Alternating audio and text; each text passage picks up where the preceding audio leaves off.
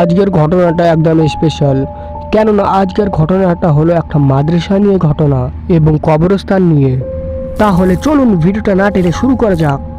ঘটনাটি 2017 সালের। তখন আমার পরিবার গ্রামে বাস করত।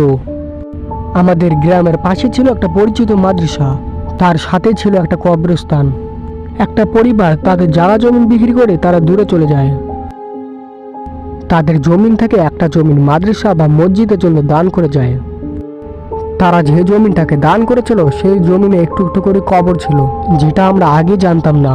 তখন ওই জায়গাটা পরিষ্কার করে গ্রামের মানুষেরা সিদ্ধান্ত নেয় এই জায়গাতে একটা মাদ্রাসা দেওয়া হবে। কিছুদিনের মধ্যে একটা টিনের দুচালা ঘর দিয়ে মাদ্রাসা তৈরি হয় এবং কয়েকজন ছাত্র সেখানে ভর্তি হয়। তারপর থেকে হতে থাকে সমস্যা। প্রায় সময় সন্ধ্যের আজানের পর তাদের কানে নানান রকমের শব্দ শোনা যায় এবং বাচ্চারা সেই শব্দ শুনে ভয় পেত। কখনো বা কবরস্থানের মধ্যে থেকে হাসি কান্নার আওয়াজ শোনা যায়, আবার কখনো গভীর রাত্রিবেলা টিনে ঢিল ছড়ার শব্দ শোনা যায়। মাদ্রাসার হুজুর এই ব্যাপারটা বুঝতে পারে।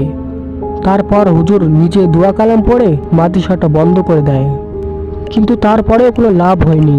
কয়েকদিন পর সেই সমস্যা আবার শুরু হয়ে যায়। গভীর রাত্রিবেলা দূর থেকে ভেসে আসতো কান্নার আওয়াজ, বাড়ির বাইরে কারো হাঁটা চলার আওয়াজ, ফিস ফিস করে কথা বলার আওয়াজ। যদি কেউ রাত্রিবেলা জানালা দিয়ে বাইরে তাকার চেষ্টা করত, তাহলে তাদের ভয়ে রোম দাঁড়িয়ে যেত। তারা দেখতো সাদা কাপড় মোড়ানো অনেক মানুষ, আর তাদের সামনে চারজন নিয়ে যাচ্ছে একটা খাটিয়া। খাটিয়াতে শোয়ানো আছে একটি লাশ। এইগুলো সব স্পষ্ট দেখা যেত। দেখতে দেখতে সেগুলো হাওয়াতে মিলিয়ে যেত, আবার দেখা যেত, আবার মিলিয়ে যেত। ভয়ঙ্কর শব্দ শুনে মাদ্রাসার বাচ্চারা চিৎকার করা শুরু করে দেয়। শুধু বাচ্চাই নয়, হুজুরও। একদিন রাত্রিবেলা হুজুর বাইরে বেড়ায় এবং ঘরে ফেরার সময় হঠাৎ করে পিছন থেকে কে যেন ডাক দিল। কণ্ঠটা ছিল হুবহু তার বাবার মতো। সে জানায় সে খুব বিপদে পড়েছে এবং হুজুর যদি তাকে সাহায্য করে, এবং সে হুজুরকে বলে তুমি এই কবরস্থানের সাইডে পুকুরে যাও। থমকে দাঁড়িয়ে যায় হুজুর, ভয়ে আতঙ্ক গ্রাস করলো। হুজুর অনেক ভয় পেয়ে মাটিতে পড়ে যায় এবং অজ্ঞান হয়ে যায়। সকালবেলা বাচ্চারা তাকে তুলে আনে।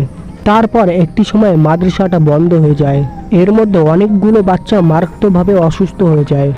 আর একজন বড় হুজুরকে নিয়ে আসা হয় এই ব্যাপারে জানার জন্য।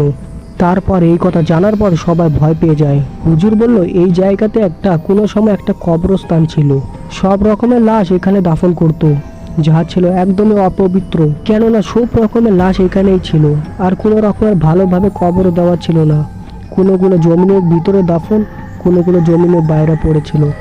আর কোনো লাশ ওখানে জ্বালানো হয়েছিল। মানে বলতে পারেন শোক ধারণের লাশ ওখানে ছিল। তো বন্ধুরা, ভিডিওটা কেমন লাগলো অবশ্যই কমেন্ট করে জানাতে পারেন। আপনি যদি চ্যানেল নতুন থাকেন তাহলে অবশ্যই বন্ধু হয়ে পাশে থাকুন। আমরা আবার মিলব পরবর্তী ভিডিওতে। তখনকার জন্য সবাইকে আমার তরফ থেকে আসসালামু আলাইকুম।